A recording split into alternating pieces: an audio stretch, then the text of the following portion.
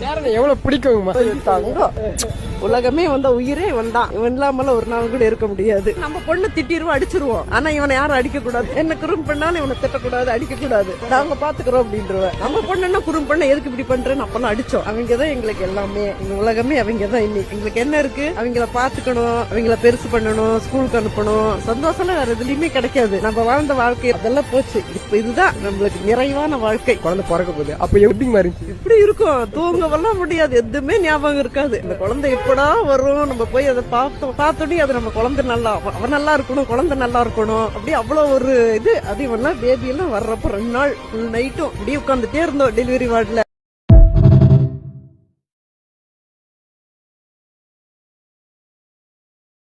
எவ்வளவு பிடிக்குங்கம்மா?